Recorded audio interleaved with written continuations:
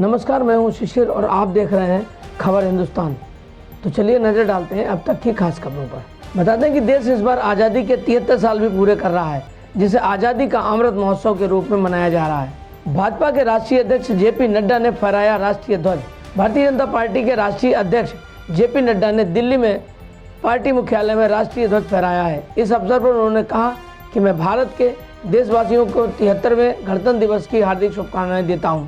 आज के दिन इस दिवस को मनाते हुए यह आवश्यक होता है कि उन महानायकों और वीर सपूतों को याद करें जिन्होंने अपना सर्वस्व इस देश को गणतंत्र बनाने के लिए लगाया था। भारतीय सेना की परेड में दिखेंगे खास हथियार। अमृत महोत्सव के तहत राजपथ पर 1965 और 1971 के युद्ध में भारत की पाकिस्तान पर हुई जीत का जश्न भी देखने को मिलेगा।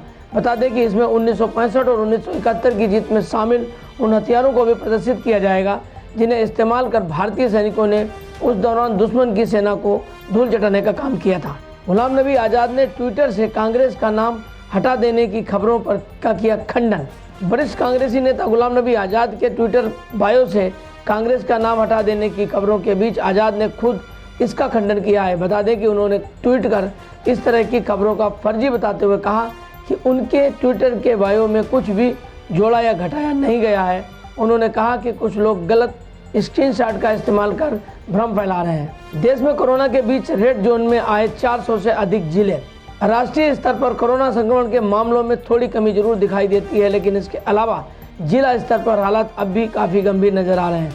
स्वास्थ्य मंत्रालय की रिपोर्ट के मुताबिक देश के 400 से अधिक जिले रेड जोन में आ चुके हैं और जिन 5 राज्यों में विधानसभा चुनाव किए जा रहे हैं वहाँ के 52 जिलों में संक्रमण काफ़ी अधिक मात्रा में है।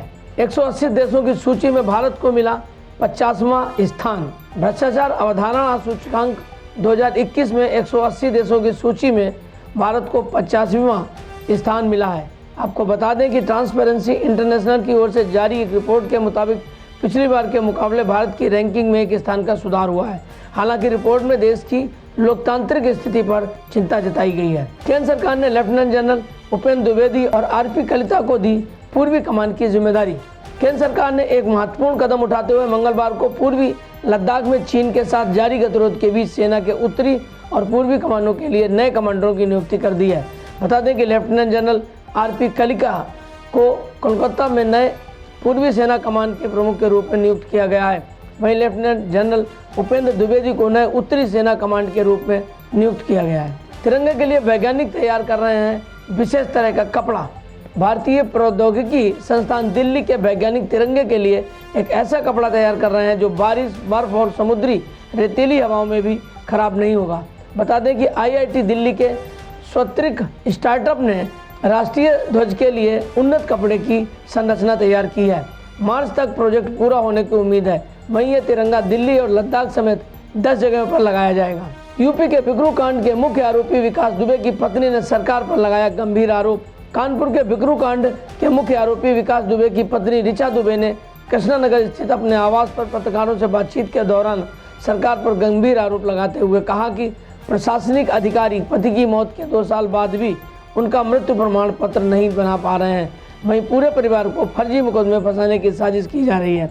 उनके अलावा ऋचा दुबे ने आरोप लगाया कि सरकार उनके मौलिक अधिकारों का हनन कर रही है। पंजाब के डिप्टी सीएम सुखजिंदर सिंह रंधावा ने चन्नी को सीएम चेहरा घोषित करने की उठाई मांग।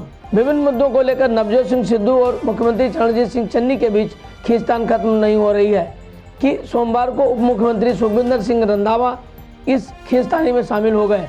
बता दें कि उन्होंने सिद्धू की जगह खुद को पंजाब प्रदेश कांग्रेस का प्रधान बनाने की मांग करने के साथ ही चन्नी को अगला सीएम चेहरा घोषित किए जाने की मांग उठा दी है, जिसके बाद से सिद्धू को बड़ा झटका लगा है। तो ये थी अब तक की खबरें।